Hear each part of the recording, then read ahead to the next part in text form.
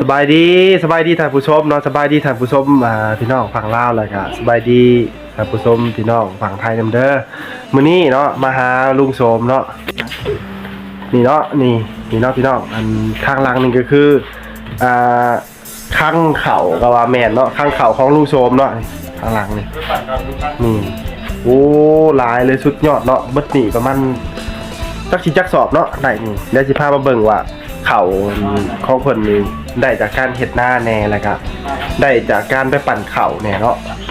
เดี๋ยวเราเบิ่งนํกันเนาะว่าทั้งหมดอยู่ในห้องนี่มีจักสอบเนาะนี่เนาะพี่น้องนี่ก็คือเข่าเนาะทางนี้เนาะมันเข่าทั้งหมดที่ว่าไปปั่นเนาะนำรถที่ว่าไปปั่นเข่านะไปปั่นเข่าแต่ละล้านแล้วก็เลยได้เข่ามาเป็นสอบแบบนี้เลยเนาะทั้งหมดนี่จักสอบเป็นลุงชมทางนี้พอบ่200รวมทั้งหมดนี่นี่แหละนี่บอลนั้นที่ว่าร้อยปลายสอบบ่โอ้ได้ร้อยปลายสอบ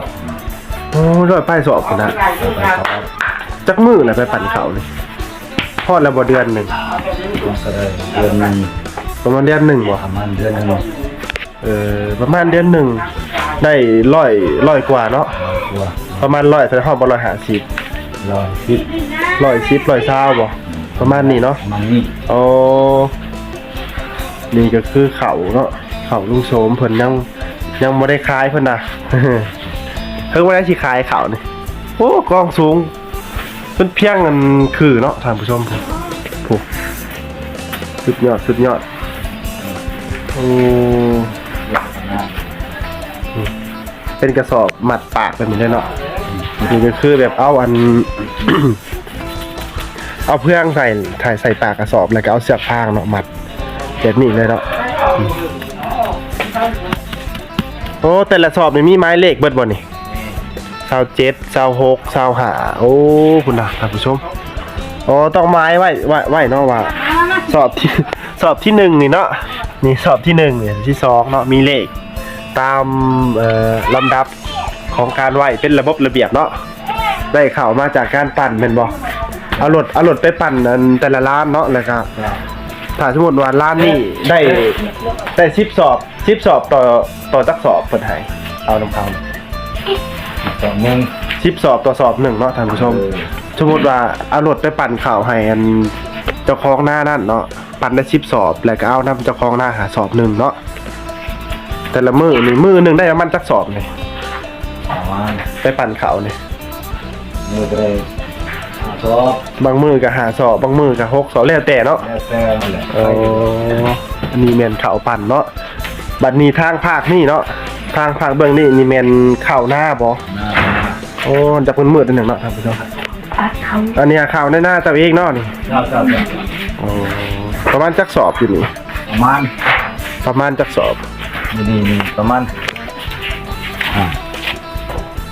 4-50บ่4-50อยู่นี่ทางนี้ได้ซะทางนี้ก็ประมาณ10 ปลาย20 ปลาย20 ปลายโอ้อันนี้ฮะไว้ขายบ่หรือไดหรือไว้กินไว้กินบ่แต่ว่าเบื้องอันเบื้องนี่สิไว้ขายบ่ขายโอ้ไว้ขายเนาะเดี๋ยวนี้เข้าจักประมาณโลเท่าไหร่เดี๋ยวนี้เนาะโล5,200กีบโอ้ถือว่าเป็นราคาที่ว่าสูงพอสมควรเนาะถ้าว่ามื้อไหนสิขายเลยบอกกันเด้อ แล้วสิมาอัปเดตให้ท่านผู้ชมเบิ่งเนาะว่าถ้าว่าขายข้าวทั้งเบิดนี่เนาะนี่โตที่ว่าอันเพิ่นปั่นมาได้ในจำนวน100 กว่ากระสอบนี่มันสิได้จักล้านเนาะท่านผู้ชมนี่เนาะโอ้สูงสำภูเขาเลยเนาะเดี๋ยวสิขึ้นไปเบิ่งทางเทิงเนาะท่านผู้ชมบ่แม่นสิว่าตั้งเรียนขึ้นซื่อๆเนาะจังผู้เต็มเบิดเลยเนาะผู้โอ้คักหลายนี่ก็คือเนาะความดุความหมั่นความขยันเนาะของลุงโสมครับลูกเคยเพิ่นเนาะไอรอนเด้เนาะไอรอนพุทธีเราไปปั่นข่าวให้ในคลิปก่อนนะอยู่ในหน้าของตัวเองนี่แหละประมาณนี้เนาะท่านผู้ชม